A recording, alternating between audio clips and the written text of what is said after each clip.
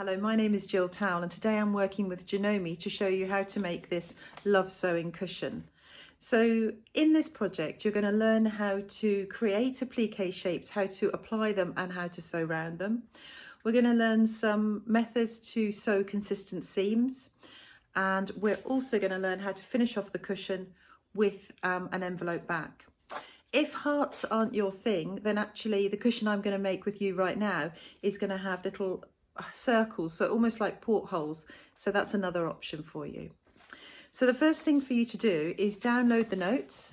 So the notes give you the requirements and they also give you the templates that we're going to need as well. So download the notes and I'll see you at my board. Let's start off by looking at the cushion itself. So the cushion is made up of 16 small squares in a grid, 4x4 grid, and each square has an applique shape on it. So I've used hearts in this example, and in the example I'm going to sew up with you in this tutorial, we're going to use circles.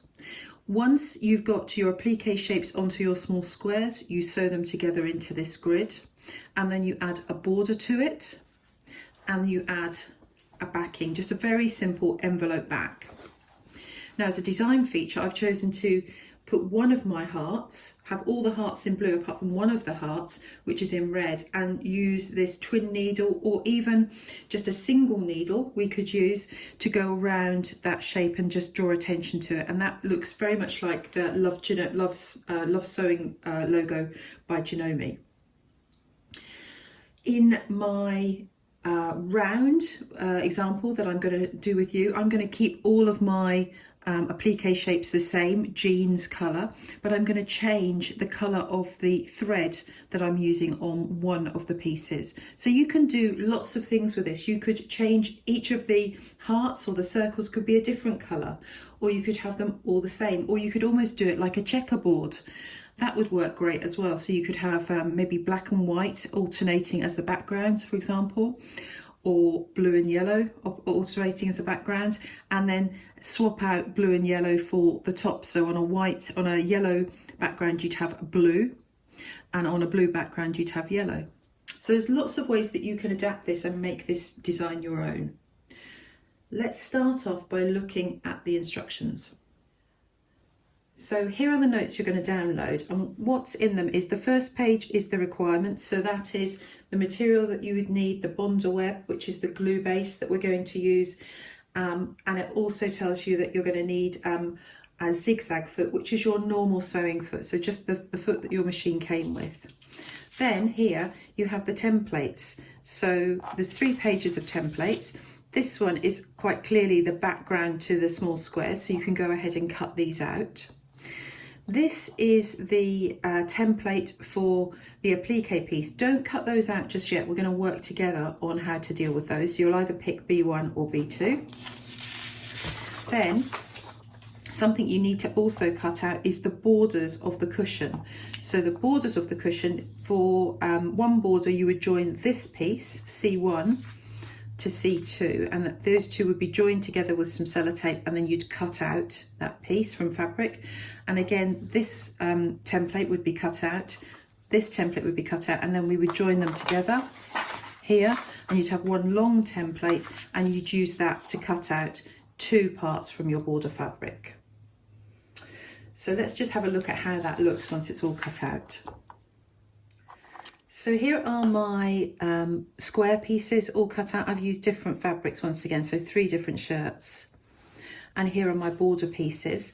And I said we'd work together to work out how to do the applique pieces. So this is where you need something like Bonder web, and you will use your Bonder web. You'll trace out your circles or hearts. So I'm doing my circles. So I'm going to trace out my circle. And I'm going to need 16 of these, 1 for each of my squares.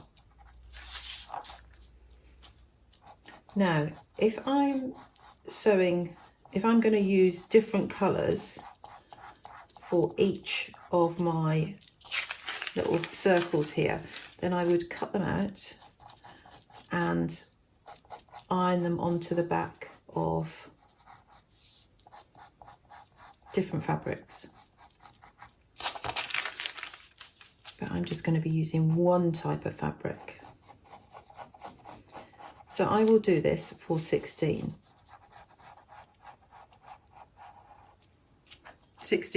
different little circles. Then I will take the fabric that I'm using, and I'm going to be using some old jeans fabric, and I will iron onto the back of it. So let me just show you what would happen. So you would take your fabric, and with help with the iron, you would iron this. Now this has a glue web on one side, so you can feel it's rough, and on the other side it's smooth. So you've drawn on the smooth side, and you've got all of your 16 pieces traced out with a pencil, and then with help you would iron this with maybe a pressing cloth on top, just so that your iron didn't get messy. Then you would cut these out, and what you end up with is pieces like this that still have the bonder web on the back, but they're cut out. If you wanted to do them with lots of different colours, then you could just cut roughly around each of the circles and take each one of them and put them onto the back of whichever colour fabric you want. So remember, you're ironing this with the gluey side down, with a pressing cloth on top to the back of your, this would be the reverse of your fabric. And then you will cut them out so that they look like this. Alternatively, you will be cutting these out roughly. You don't need to cut them out perfectly, just cut them out roughly, and taking each one and ironing them onto the back of all the different fabrics that you want to use. So the next job is to design your grid. So firstly, I've got 3 different fabrics. Even though 2 of them are quite close together, they are actually different. So I'm just going to make my grid 4x4 and do alternate fabrics.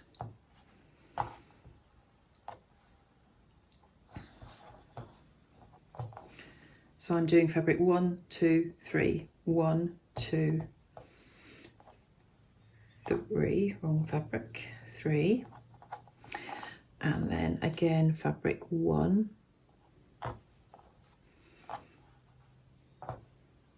2, 3,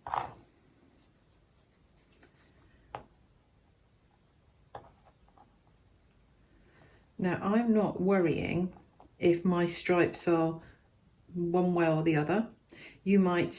That might be something you want to look at.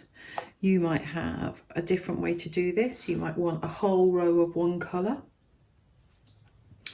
But whatever you choose to do, lay it out in front of you so you can decide whether that is exactly what you are looking for. Okay.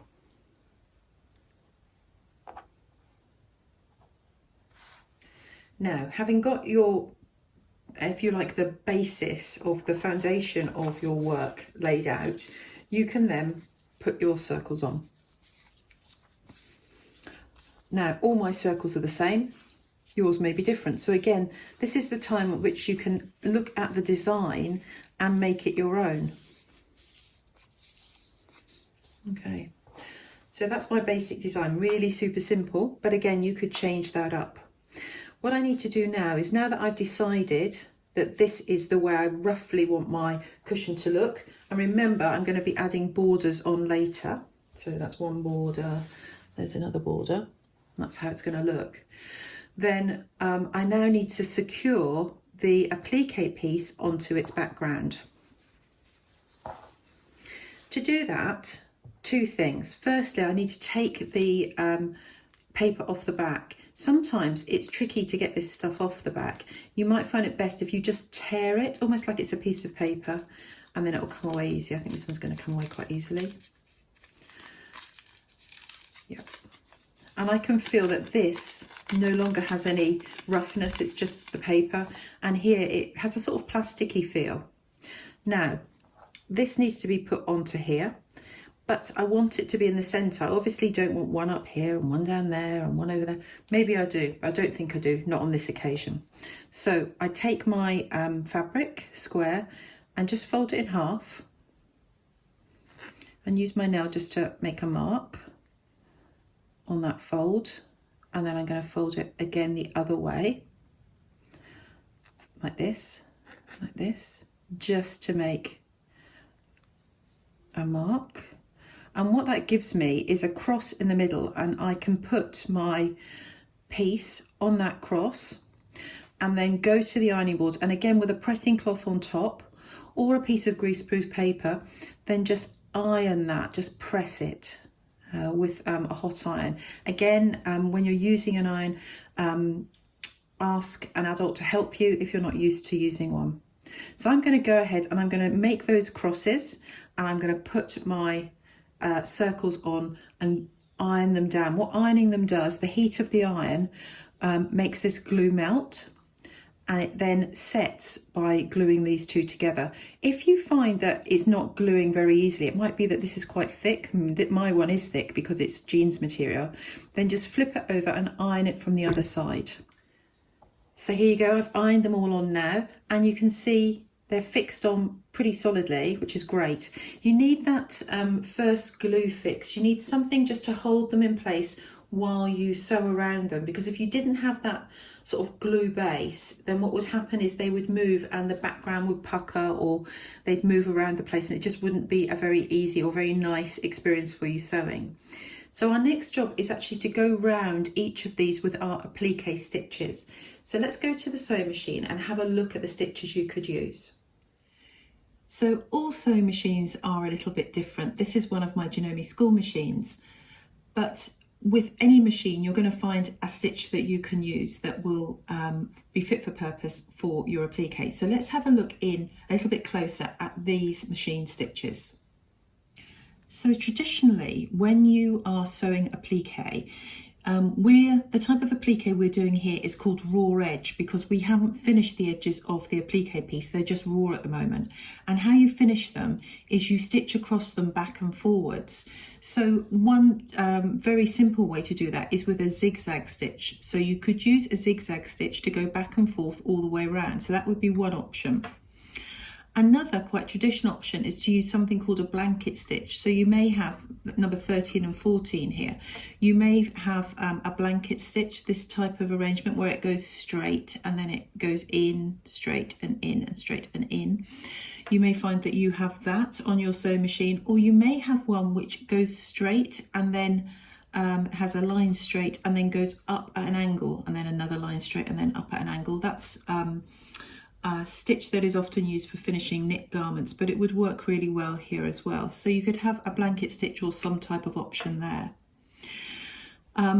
These stitches here, so these two stitches where they have a straight line and then you have a zigzag either way, they're quite useful. They're blind hemming stitches, and you could use those as well. So those are the stitches that you could use that would have a little bit of width to them. You really want to not use, I would say, these decorative stitches.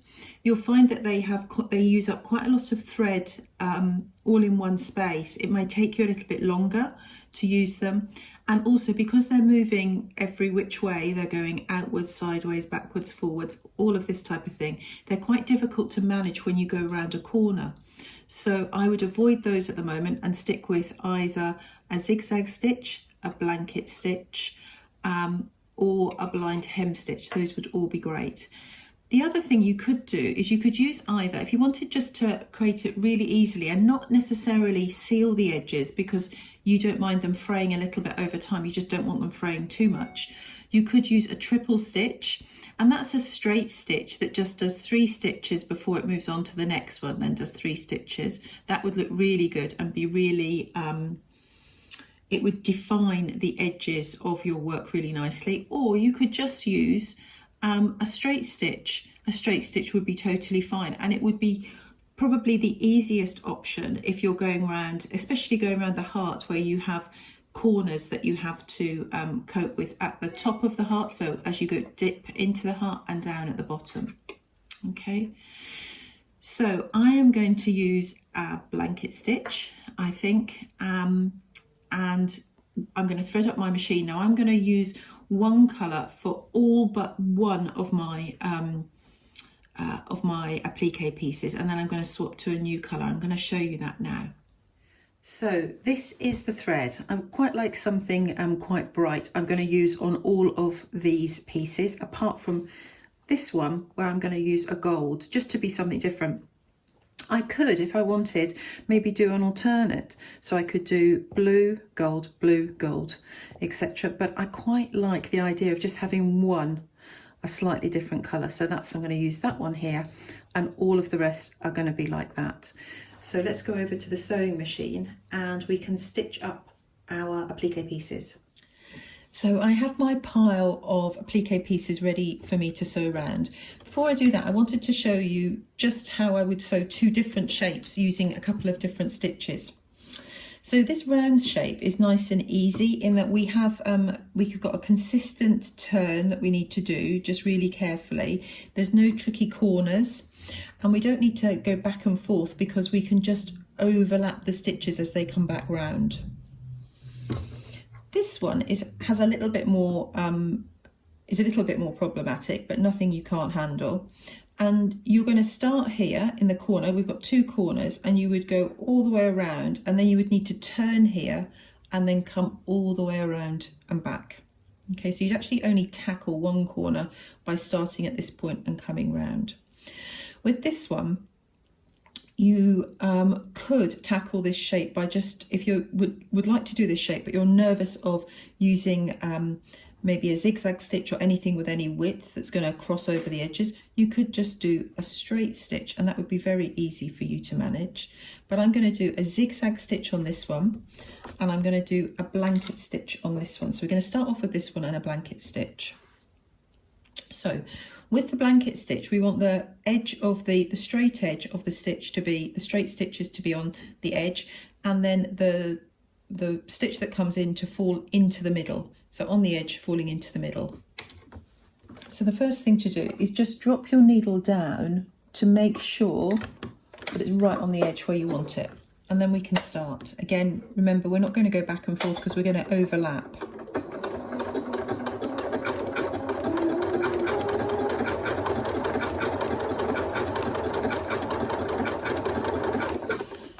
Now with any decorative stitch like this, it's going to go back and forth and then across, and you'll find that you can't really hold the fabric in terms of pulling it at all. All you want to do is you just want to guide it. So I'm guiding it to go round in a circle here.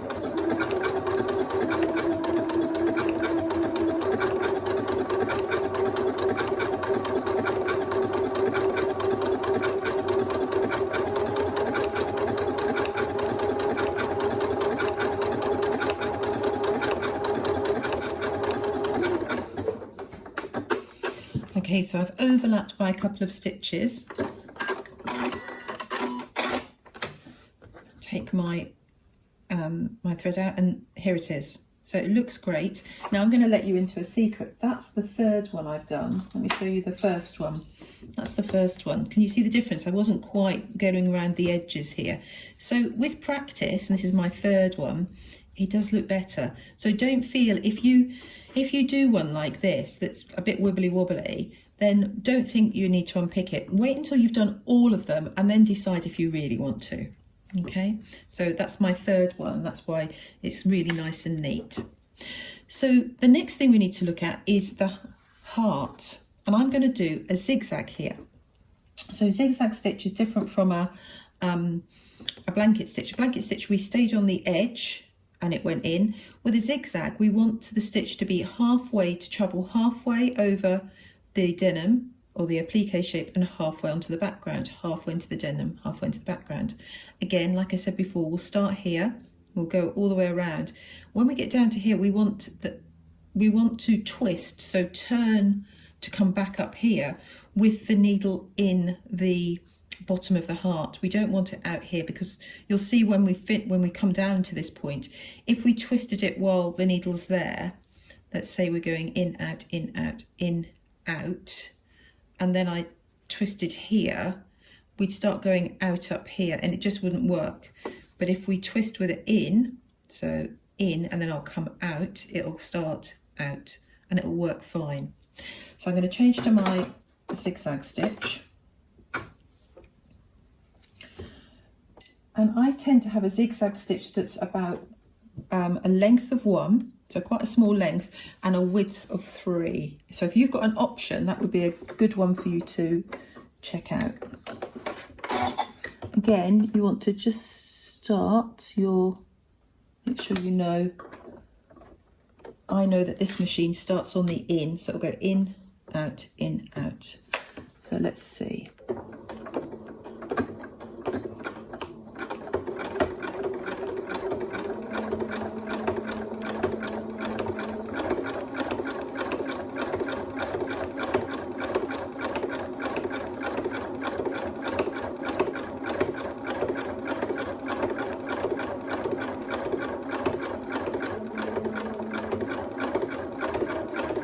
Getting down to the point. Right, I'm going to stop there. So I've actually got my needle in, and I'm going to turn around, and you'll see that the needle will go across, and that's going across to the other side of the fabric. Now in some ways the heart is easier because you've got these long parts to the heart that are like this, that are quite, you can go through quite easily. And then you just slow down a little bit when you get to the curvy bits.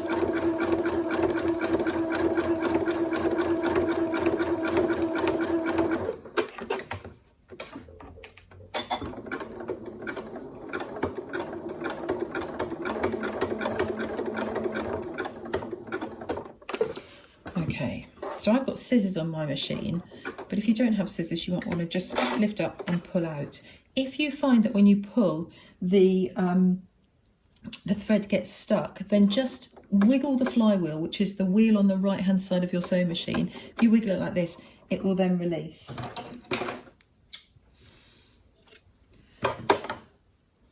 So we don't want to just cut these threads off. What I'm going to do is just pull them to the back of the work. So I'm going to use, you can use any needle, I'm going to use an easy threading needle, and that just has like a little gap at the top. So instead of having to thread the needle, I can just pull the thread onto, and then it becomes threaded in.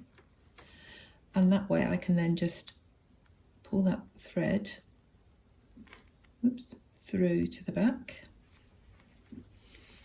like that, and it will disappear. Okay, and I'm going to do this one too. So if I do that one and pull the thread to the back, disappears, it's much neater. And then with those threads I can just tie them in a little knot at the back. So tie them together in a knot, reef knot, like 2 knots together would be absolutely fine, and that'll just keep it, it won't unravel them. Not so important for the circle because you've gone over the stitches, but for the heart it's more important. So I'm going to carry on. I'm going to do my blanket stitch on all of these, especially now I've practiced. And then when I get to the last one, I've actually put the one that I want to use the orange thread aside. So I've got that here. And I'll change, and I'll just show you how far I've got.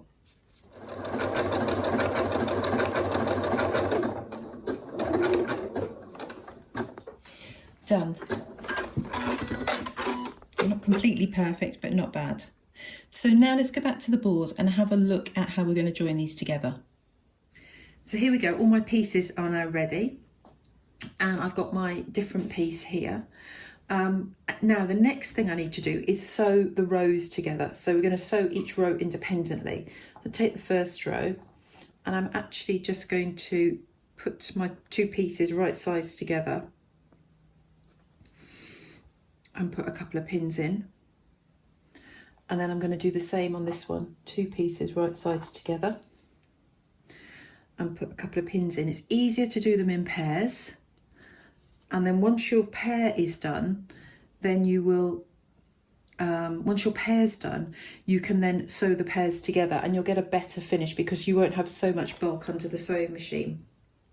So in terms of seam allowance, 1/4 inch is normally what I would suggest we sew with. But on this project, as long as we have a consistent seam allowance, then the end result will be fine. So what I suggest you do is you use the edge of your foot. I'm going to show you the edge of your sewing machine foot to create a consistent seam allowance. But we need to make sure we do it on all of the things we sew. So let's go back to the sewing machine and I'll show you how to do that consistent seam allowance. So I'm back at the best place in the world, which is sitting at my sewing machine. And if you noticed earlier, I always put my pins so that they're pointing towards the side I want to sew. It makes it so much easier because by the time I've walked only to the 2 paces from my board to my machine, I might have forgotten. So when I put this piece underneath my presser foot and put it down, the edge of the foot is on the edge of the fabric. And as I sew, I'm going to do a little back stitch here. I'm just going to keep the edge of the, don't put your finger there, the edge of the fabric on the edge of my foot, okay?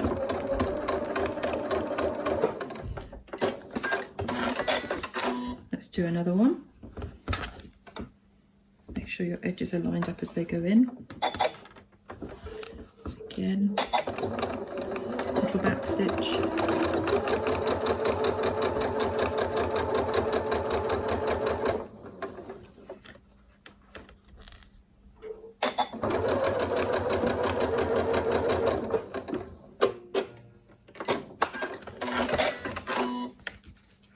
There we go, and then once that's done, we can pop them together. So that was the way they went, and then we can just put these 2 on top of each other like that. Make sure they're lined up. If you want to, you could pop some pins in pointing to the area you're about to sew, the side you're about to sew.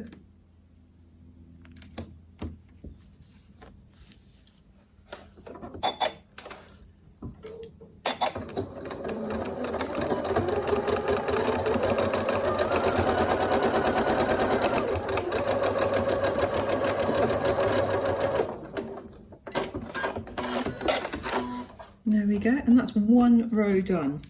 So I'm going to do all 4 rows just like that, and then I'm going to take them to the iron and I'm going to press them. So again, pressing cloth over the top, and ideally I'm going to show you later on how to press them. So if you get all your pieces like this, then I'll show you how you can press them.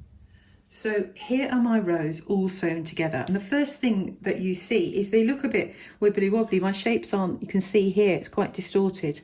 The fabric I'm using here is old linen shirts. So these have been washed and ironed and washed and ironed and washed and ironed so many times.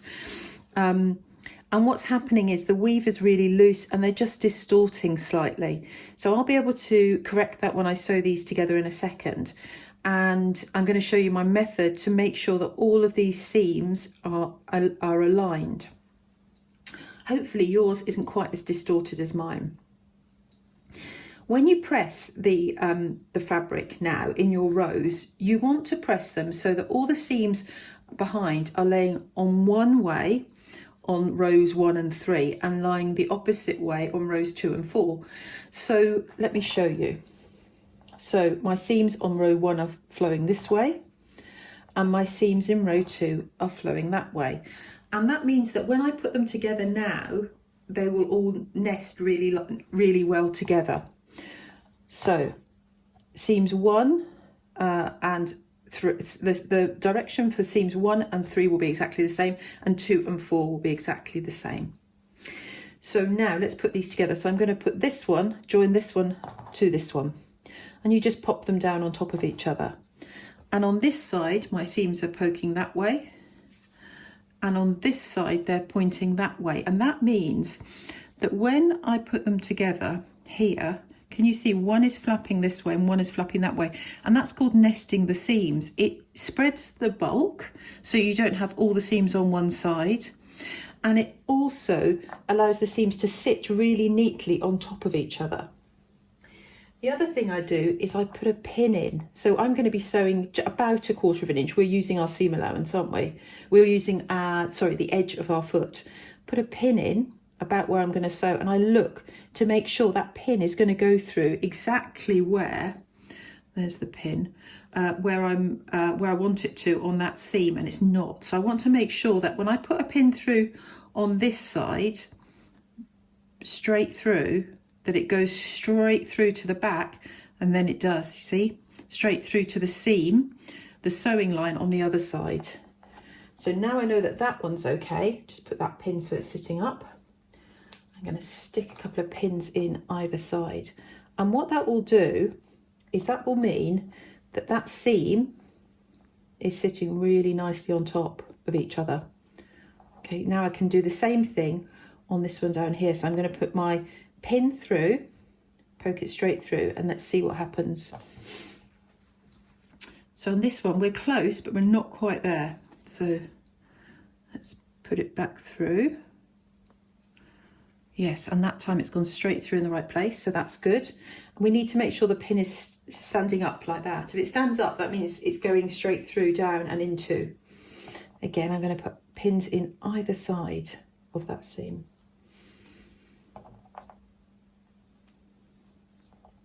Then I'm going to do exactly the same down this end. So I'm going to put my pin in.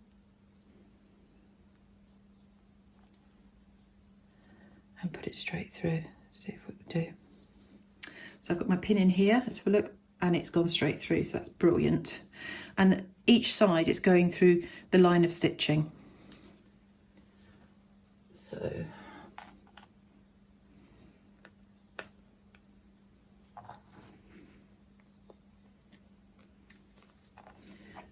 there you go, you take that pin out. Now I'm going to sew along here. I'm going to do the same for this one here. So I'm going to pop this one on top of this one. And once again, the seams are nesting. Can you see one? The top one's on this side and the bottom one's on that side.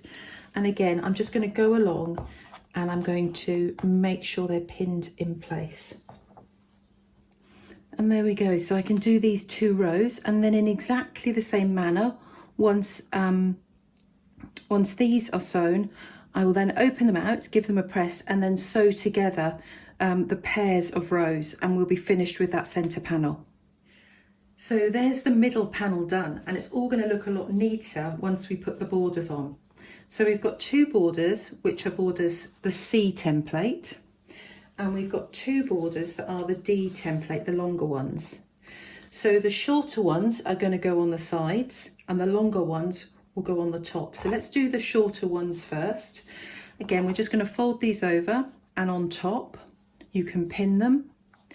And then you're going to again use the same seam allowance. So we're still sticking with that seam allowance of using the edge of your foot, or whatever consistent seam allowance you're using. So if you've been using 1/4 inch, that's fine, but if you're using the edge of your foot, just keep on sticking with it.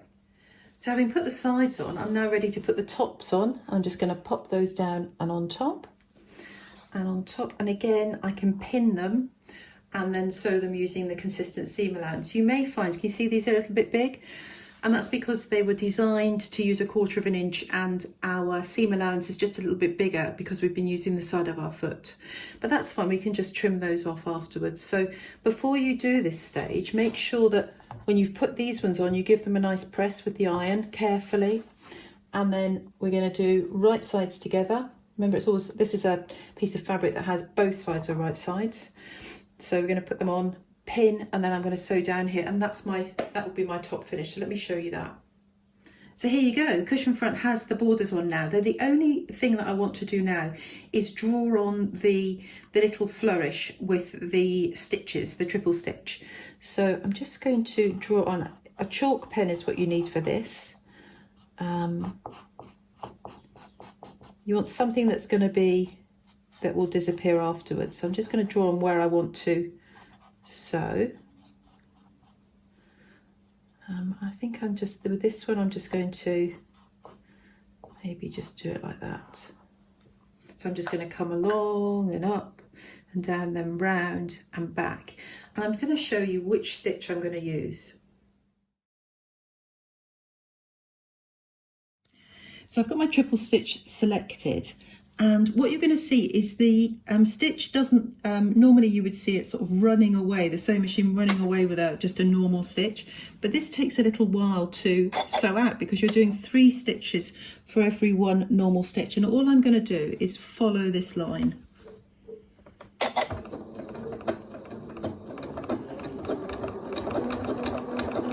Now there's no need to go back and forth because I'm starting right on the edge, and that's where I'm going to have a seam later on.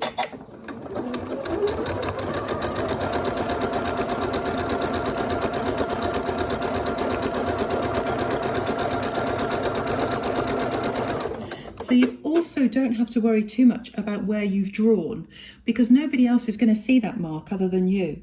So if you miss the mark a bit, if you go to the left or to the right, that won't matter at all.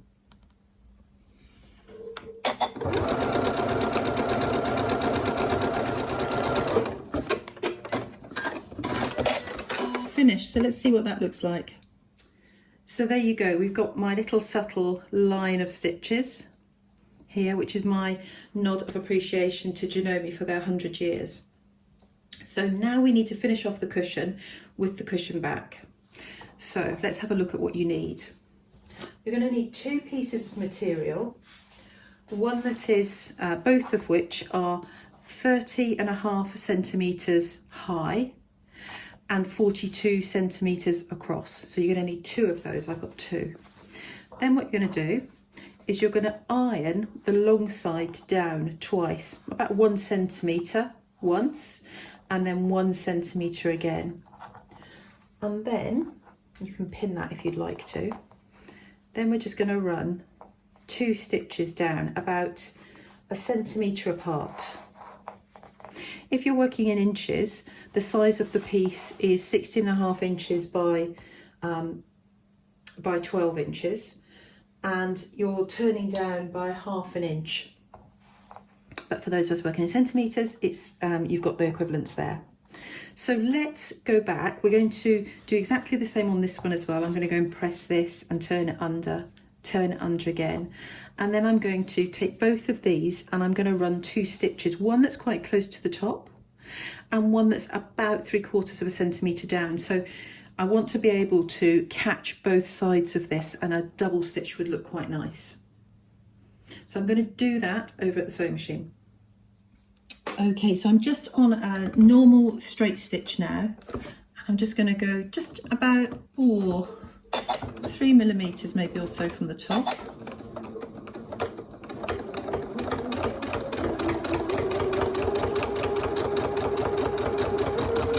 I've stuck with my orange thread so that you can see.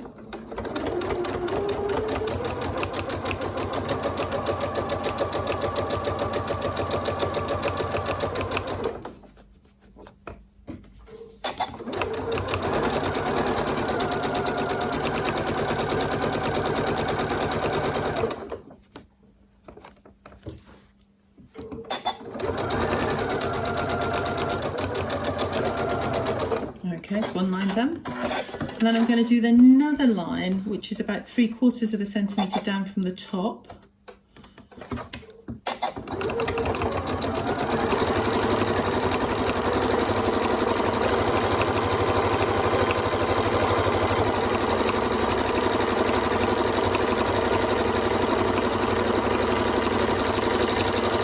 Now, if you think you might be a bit wibbly wobbly, it's a good idea to use the same colour thread as your fabric. So there's mine. So I'm going to do that on the other one as well, the other piece here.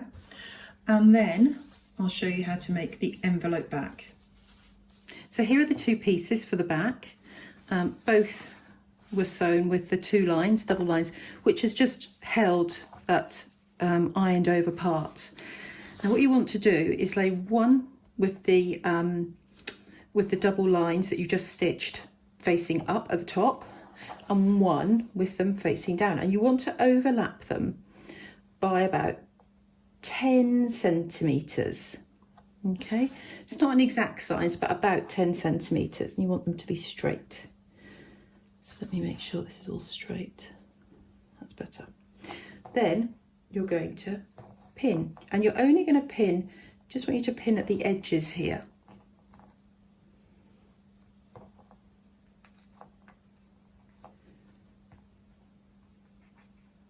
And now I'm just going to twist all this around and just pin the other side.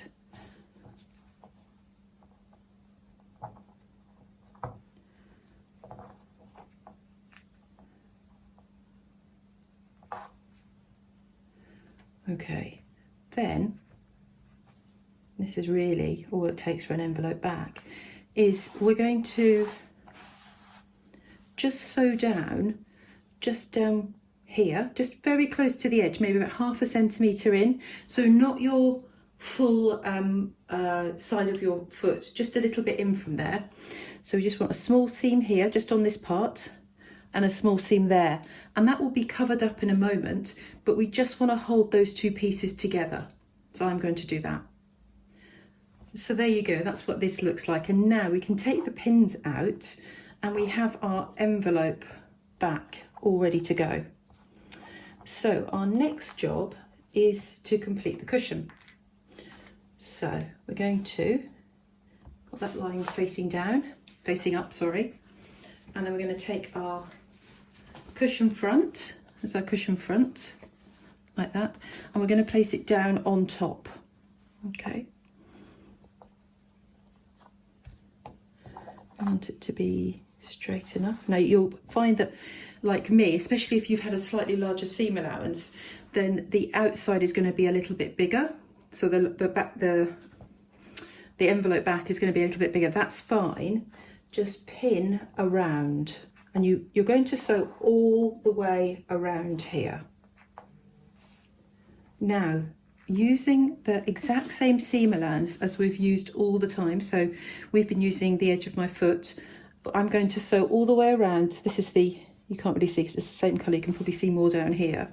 I'm going to sew all the way around the top, just on the edge. So I'm going to come all the way along, using using my foot as the edge, all the way along, then pivot, all the way up, then turn, and then down. And I'm going to leave no hole. It's going to be a complete box. So let's do that together. Okay, so you can see that I've got my foot here and it's lined up with the edge of the top of my cushion front. And I'm just going to go all the way around, keeping the edge on the edge.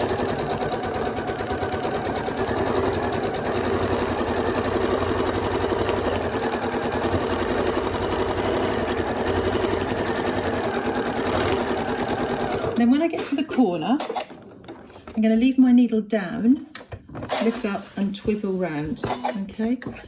And again, you want to just check. If you've not gone far enough, you can twizzle back and do another stitch. And then off we go again.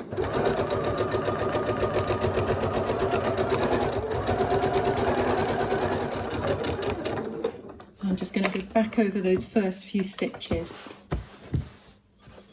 just so that that's it.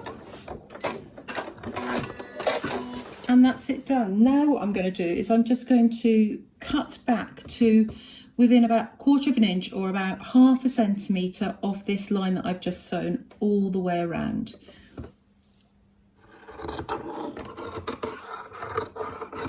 So I'll finish this and I'll put a cushion pad in it, and then I'll show you what the finished product looks like.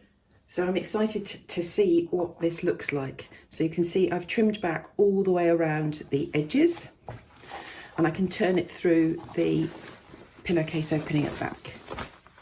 And as I turn it, I'm just pushing out the corners. If you find your corners won't push out nicely, then what you can do is just cut across the corner here. You need to be really super duper careful that you don't hit the stitching. I haven't done that just yet, so I think my corners will push out fine. Try not to use a pencil or anything sharp to poke out your corners, because you're likely to just go straight through them, and that would be a big shame. Just your fingers would be good enough. I need to do some little bit more poking out of my corners, but what do you think? I think it looks great. So I've got my yellow stitching here, all my blue stitching, my borders look great. It sort of finishes it off. It's like having a really nice haircut, putting on a solid border. And then we've got this little flourish that goes across. So I'm going to poke out the corners, and then I'm going to show you it with a 16-inch, so a 40 centimetre cushion in it.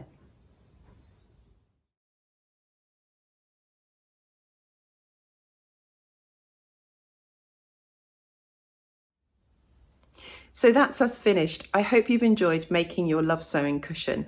I have really enjoyed making this cushion. The cushion with the circles in looks just as lovely as the one with the hearts. So you've got a couple of options there, but actually, if you know how to make your shapes here, if you can make them really simple, you could do them in any way you wanted. Just make them small enough, but you don't want too many corners. You don't want them to be too fiddly.